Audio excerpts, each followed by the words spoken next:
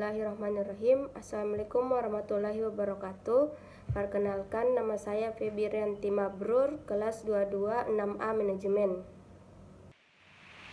Baiklah, di sini saya akan memaparkan materi tentang uji instrumen dan uji asumsi klasik. Yang pertama yaitu pentingnya uji instrumen dan uji asumsi klasik. Uji instrumen dan uji asumsi klasik memiliki peran yang sangat penting dalam penelitian. Kedua uji ini bertujuan untuk menjamin kualitas dan akurasi data yang akan digunakan dalam analisis lebih lanjut. Berikut ini adalah alasan mengapa uji instrumen dan uji asumsi klasik sangat penting. Yang pertama yaitu menjamin kualitas data. Sebelum melakukan analisis statistik, penting untuk memastikan bahwa data yang digunakan dapat dipercaya dan konsisten. Dalam melakukan uji validitas dan reliabilitas, peneliti dapat memastikan bahwa data yang dikumpulkan relevan dan dengan variabel yang ingin diukur dan konsisten dalam mengukur fenomena tersebut. Yang kedua yaitu memastikan model statistik yang tepat. Dalam analisis regresi terdapat asumsi-asumsi tertentu yang harus dipenuhi agar hasil analisis menjadi valid dan efisien.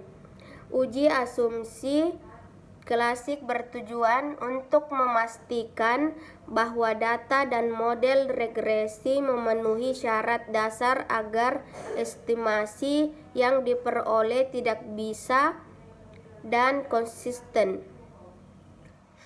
Yang ketiga, menghindari kesalahan interpretasi.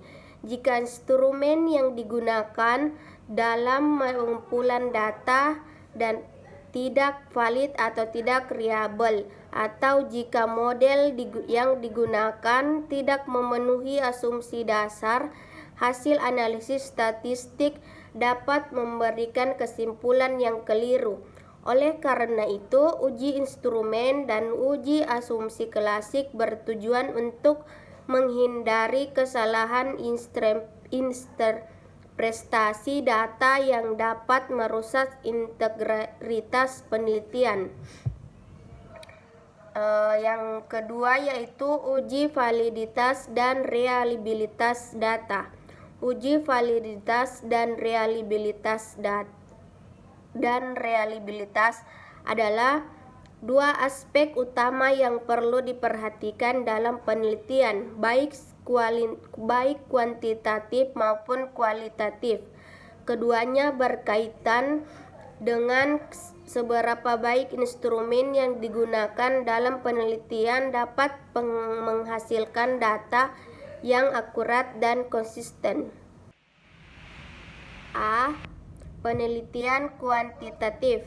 Dalam penelitian kuantitatif, pengukuran dilakukan dengan instrumen yang berupa kuesioner, tes atau alat ukur lainnya.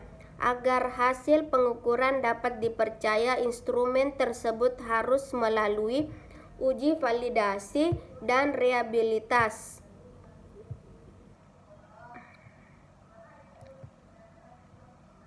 Uji validitas. Uji validitas menunjukkan sejumlah mana suatu instrumen dapat mengukur apa yang seharusnya diukur.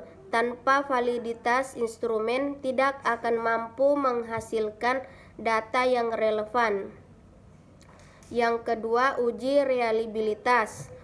Reliabilitas mengukur konsistensi hasil pengukuran yang diperoleh. Instrumen yang reliable akan memberikan hasil yang konsisten jika digunakan berkali-kali pada waktu yang berbeda.